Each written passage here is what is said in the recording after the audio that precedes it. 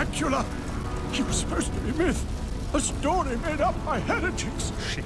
Hello everyone and welcome back to my channel, where I cover vampires, werewolves, and other supernatural creatures. In this video, we're going to take a look at the full life of Dracula from Castlevania, the king of vampires and one of the strongest to ever live. The Castlevania Netflix series is loosely based on the video game series that dates back to 1986. The show is based on Castlevania 3, Dracula's Curse, and borrows aspects from other games like Symphony of the Night and Curse of Darkness. The show creators have stated that the animated series is completely separate from the games, kind of like Dragon Ball, where the TV show and movies are like separate universes that share some events. They're almost like alternate realities. If you enjoy videos about vampires, werewolves, and other supernatural creatures, leave a like and subscribe for new videos every week.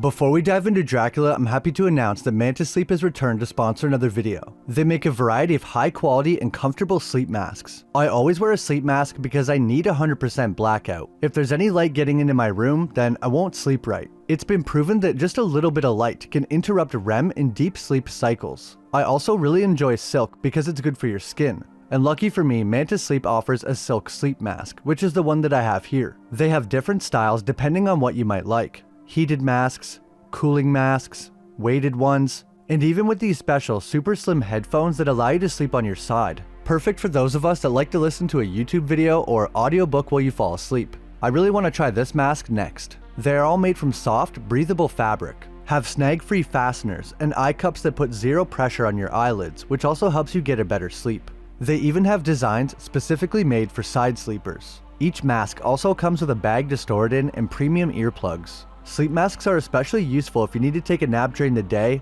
on a plane, in a car, or have the sleep schedule of a YouTuber that stays up all night. If you want to upgrade your sleep and try one of these amazing masks, you can click the link in the description and use my code Cogan Lollins for 10% off your order. That's mantisleep.com and use my code Cogan Lollins for 10% off. Thanks so much to Mantis Sleep for sponsoring the video.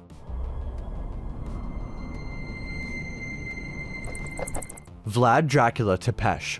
Over centuries, he became the strongest vampire and the leader of his race. It's not clear how Dracula was turned or how old he is, but as far as we know, there was vampires before Dracula. Nobody knows who the first vampire was, but maybe that's who turned Dracula. It would explain why he seems to have unique abilities. Over many years, possibly centuries, Dracula became disgusted with humanity and wanted nothing to do with them. By the time the late medieval period rolled around, he had retreated to his castle to live a solitary life. The entrance was decorated with impaled bodies to scare away any that would dare come close. It's said that in his earlier days, he would put entire villages to the pike if they wronged him.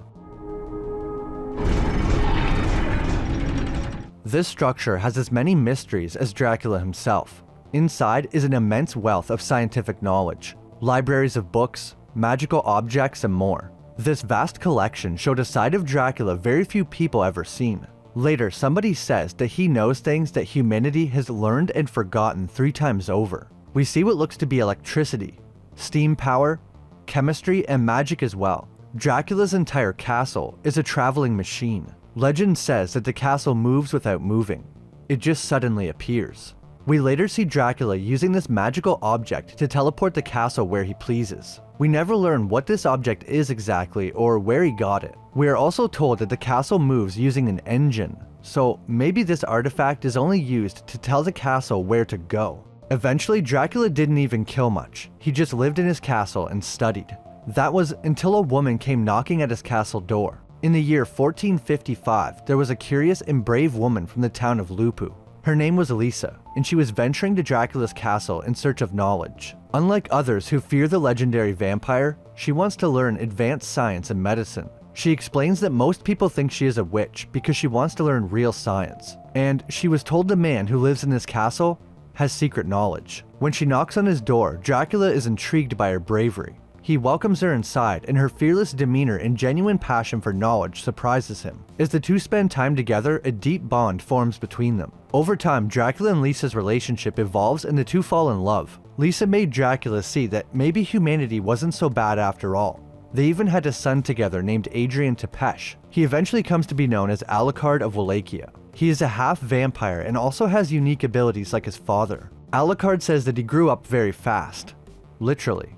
Although he is only 19, his body is fully matured and, according to him, has been for some time. So although vampires live forever, they mature at a much younger age. I am Adrian Tepesh, known to the Wallachians as Alucard. According to a vampire named Godbrand, Alucard knows almost as much and is nearly as strong as Dracula himself. I also just want to quickly point out that Godbrand is actually voiced by Peter Stormare, who is one of my favorite actors. Alucard seems to be naturally gifted with strength and powerful magic just like his father. However, unlike his father, Alucard likes magical weapons. Alucard says that his father disliked magical weapons because he had enough magical strength that physical objects should just be what they are. Alucard, on the other hand, uses a magical sword that can float around on its own and attack on command. He's able to fight one person while the sword fights another, so it's like an extension of himself, but it can also fight on its own. In the Castlevania games, being a vampire is a curse that makes you evil and they lack free will, similar to the Night Hordes. However, in the show they have changed this. Vampires have their own free will and can decide to be good or bad for themselves.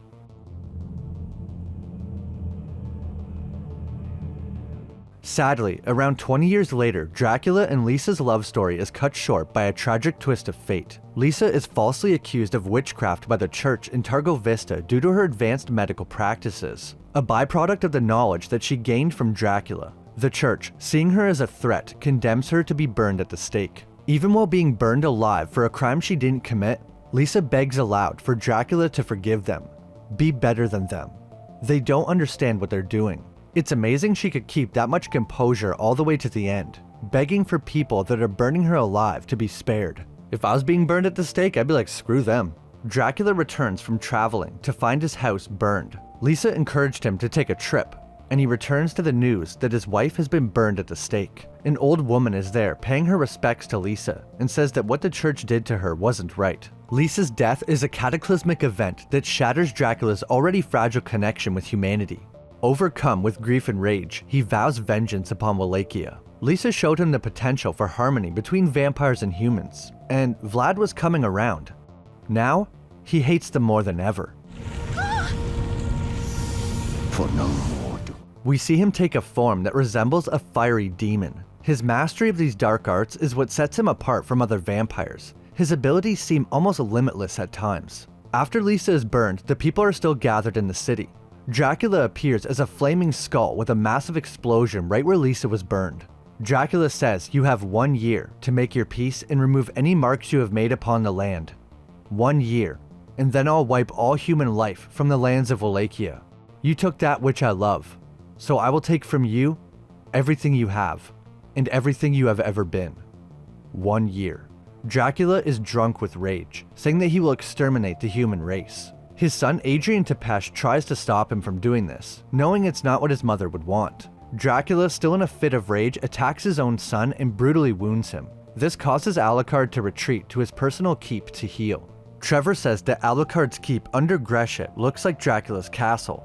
Later, he kind of confirms that Alucard did build the keep and it looked like the castle because he learned from his father. After his father declared war on humanity is when he first changed his name from Adrian to Alucard. This is pretty obvious by now, but Alucard is Dracula spelled backwards, signifying that he is the opposite of his father. It will take me 1 year to summon an army from the guts of hell itself. Wallachia was given 1 year, and for that entire year, Dracula prepares for his war on humanity. He gathers his vampire generals and recruits Hector and Isaac, 2 human forge masters that he met while traveling. They admire Dracula and share his hatred of humanity, so they agree to help him build an army. Forge masters can use a special magic channeled through a tool to place demons from hell into dead bodies. This creates terrifying monsters called night creatures. Vampires can perform magic, but there has never been a vampire forge master. Dracula's forge master Isaac says that this kind of magic requires a human touch. Apparently, night creatures can occur naturally, and they can reproduce. But in order to get enough for an army, you need a forge master. We fast forward to a year later, and the people of Wallachia did not heed Dracula's warning. The bishop says that the devil was supposed to return in a year, but here we stand. As the archbishop speaks, the sky darkens and begins to rain blood. Dracula emerges in the sky from a tornado of fire and says, "I gave you 1 year, Instead of take my warning and leave, you celebrate the day you killed my wife. You had your chance. Dracula moves his castle to the city. All the windows open and his army of the night creatures begin to pour out. Dracula tells them to kill everything they see. And after this city, go on to the other cities and kill for my love. Kill for the only true love I ever knew. Kill for the endless lifetime of hate before me. Dracula easily kills everyone in Targo Vista and moves on to the other cities. Along the way, his vampire generals begin to realize that Dracula wants to kill all humans, which is obviously their food source. This creates a bit of infighting as some of the vampires begin to realize that Dracula's out of his mind. Dracula is the strongest of all vampires. He is seen easily defeating other vampires and Trevor Belmont in a one-on-one fight with ease. He is also extremely large. Even next to other vampires, he towers over them. Not all vampires are seen using magic, but Dracula has exceptionally strong magic. He can fly, move even faster than his son Alucard, create illusions, and has countless spells. He created a giant fireball that took a powerful magician, Trevor Belmont, and Dracula's own son to stop it. This while Dracula himself flicks away their attacks like nothing. I am Vlad Dracula Tepesh, and I have had enough! Normal vampires are weak to the sun, crosses, stakes to the heart, burning, consecrated weapons which make them explode in fire, and holy water which makes them burn with blue flames. It's also said that running water can be harmful to vampires, and that's how at one time they were trapped on small islands. Vampires can also die if they are damaged beyond their healing ability, like when Alucard tears people apart in his wolf form. Although ordinary vampires have weaknesses, Dracula is no ordinary vampire. He can walk in the sun and is more impervious to all traditional weaknesses. He can also not be killed by consecrated weapons. When other vampires are hit with Trevor Belmont's Morning Star, they explode. But Dracula doesn't even have a scratch. Consecrated weapons still hurt him, but will not finish him off. When attacked with the Morning Star, Dracula says, "I cannot be killed by your human magics," implying that the magic humans and vampires can perform are different. The only thing that seems to be able to kill Dracula is a stake to the heart. Eventually, Alucard, Trevor, and Sypha team up to defeat Dracula. The castle is extremely hard to find, since it can teleport. Eventually, in the Belmont hold, they find a way. Sypha uses her magic while looking through a special mirror to teleport the castle to them. The three battle Dracula's remaining loyal vampires and eventually make it to the King of Vampires himself. Dracula puts up an insanely good fight.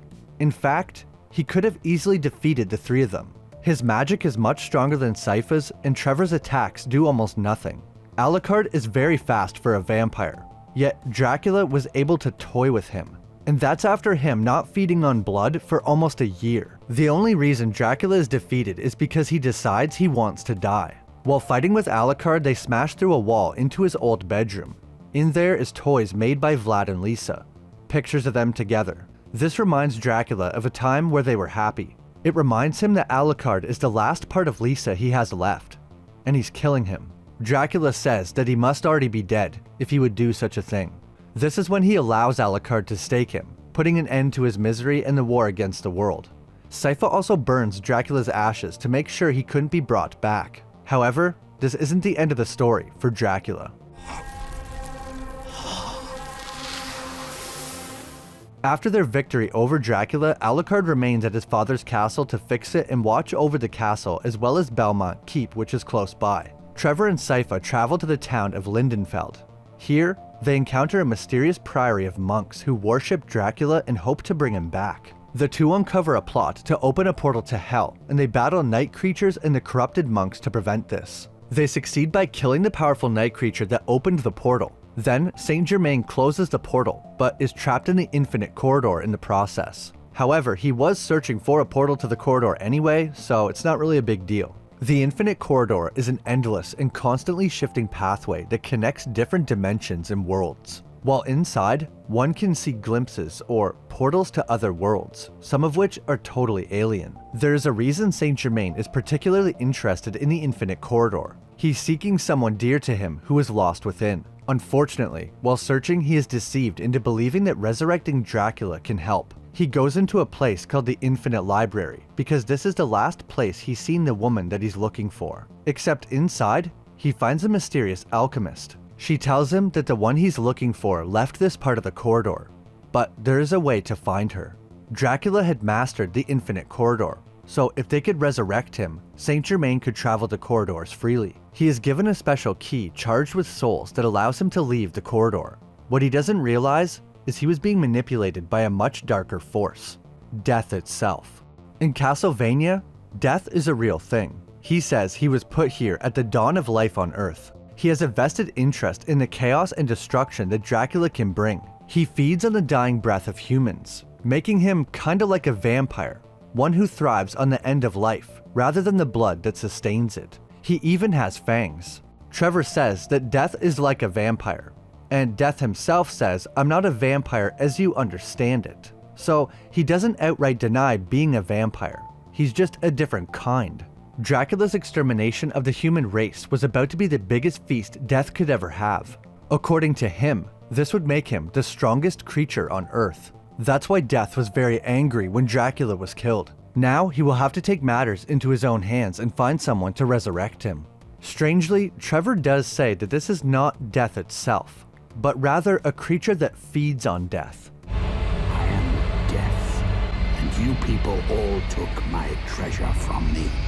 Perhaps one of the most shocking revelations is the true identity of Varney, a character introduced as a loyal member of Dracula's court. It's eventually unveiled that Varney is none other than Death in disguise. He joined Dracula's side nearly 100 years ago. That way he could oversee the widespread destruction that Dracula could unleash firsthand. According to Death, he cannot raise his own armies or kill in the same way that a physical being can. That's why he needs Dracula to do it for him. He says that he cannot resurrect Dracula. Only human hands can reach into hell. I guess this explains why only humans can be Forge Masters. Only human hands can reach into hell. Don't you think that's weirdly fucked up?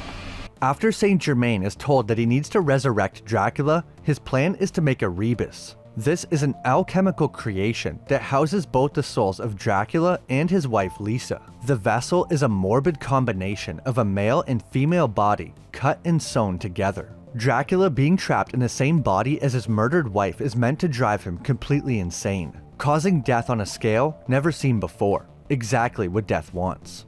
In order to bring Dracula and Lisa back, they need to open a portal to hell. Then, Saint Germain will use his alchemical abilities to pull their souls from hell and put them into the Rebis. This ritual must also be performed at the exact site of his death, which is Alucard's childhood room in the castle, where he was staked in Season 2. The ritual begins, and this is when Varney reveals himself to be Death. This is the moment Saint Germain realizes that both people helping him along the way, the alchemist from the corridor and Varney, were both Death in disguise. Saint Germain has no choice but to continue though, because Death says he will kill him if he doesn't finish the ritual.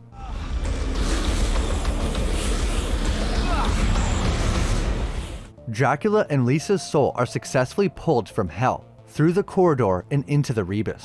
I want to just stop for a second to ask, why is Lisa in hell? She definitely didn't do anything to deserve being there, so that part was kind of confusing to me. Anyway, their souls are put into the Rebis, and this causes the body to start violently moving around as if the souls inside are trying to escape. You can hear Lisa's tortured screams followed by Dracula's rage. We hear Lisa say, "Are we alive? I think I recognize this room." Death is watching all this in amazement. He even encourages Dracula to let go completely insane, so he can feed. While in the Rebis, Dracula screams to Lisa and says he can't control it, exploding with energy. Fortunately, Alucard, Trevor, and Sypha break through the magical barrier and manage to kill the Rebis.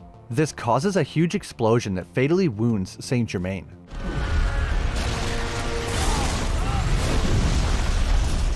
I liked the small moment where it cuts to Alucard and he's clearly disturbed that his dead father and mother are being tortured in such a way. The death of the Rebis ruins the plans that Death made, but it seems he had a backup plan all along. He eats the key that was given to Saint Germain. This key, empowered with souls collected by Saint Germain, allows Death to take a powerful physical form, but probably nowhere near as powerful as he could have been if Dracula had carried out his massacre. Still, Death is massive in this form, probably hundreds of feet tall with a scythe that could cut through mountains. Trevor defeats Death single-handedly by using a special dagger he found earlier in the season, including a glowing stone. This dagger isn't really explained at all. He just pulls it out at the end and it's like a nuclear dagger. From what little information we do get, the dagger was crafted by a mad sorcerer who was waging war against God. So like he was planning to use the dagger to try to kill God?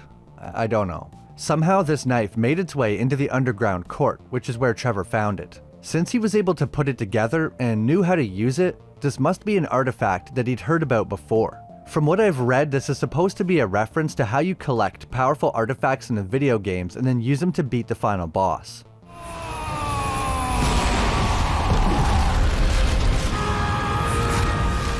When death is defeated, the special dagger causes a massive explosion that also kills Trevor.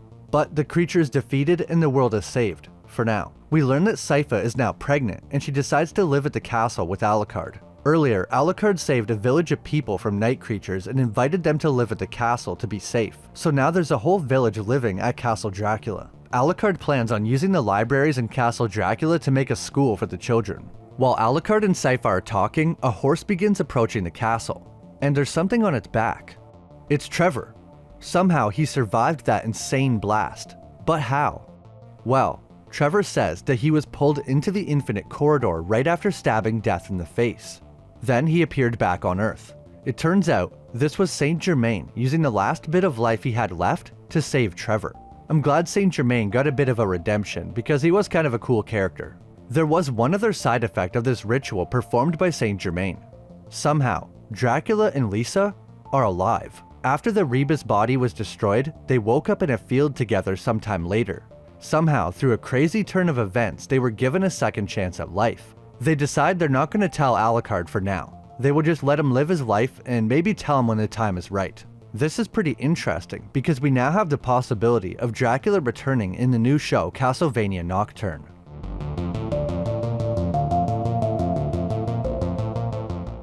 There is one final thing I wanted to mention. Death was obviously lying to Saint Germain about Dracula knowing how to navigate the corridor. Right?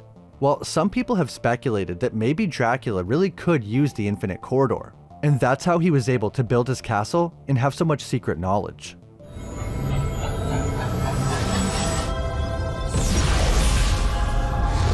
That's my video on the life of Dracula. What did you think about the ending of Castlevania? I know a lot of people think that Trevor should have died to make the ending more impactful, but I'm kinda glad he got to live. They did such a good job making me think he was dead that I liked the twist that he was still alive. Also, what do you think about Dracula and Lisa being given a second chance? Do you think we'll see them in the future? I think overall, Season 3 is definitely the weakest, but it's still a great show all around, and I'm glad they didn't try to stretch it out too long. The new show, Castlevania Nocturne, starring Richter Belmont, now has its first season out. Let me know if you guys would want to see a video about that. If there's any other movies, TV shows, or video games you want me to cover, please leave them in the comments below, as I always read through them. If you enjoyed, leave a like, and hit that subscribe button if you haven't. It helps out a lot, and I really appreciate it. As always, an extra big thanks to my members for going the extra mile and supporting the channel. Roderick, Jason Miller, Zothar's Paradox, Adam Mokabe, Gabriel Ragsdale, Matthew Batson, Dragon Faye Rose, Emily Nixon, Onyx Cat, Zar Shadow, Walter Collin, Dominique Toussaint, Steve Lloyd, Jake Walker, Awesome Pea Shooter, Cyper 2890, Mark Thorpe, Steven 556, Owen Wildish, and Joseph Roman. Thanks so much for watching, and I'll see you in the next video.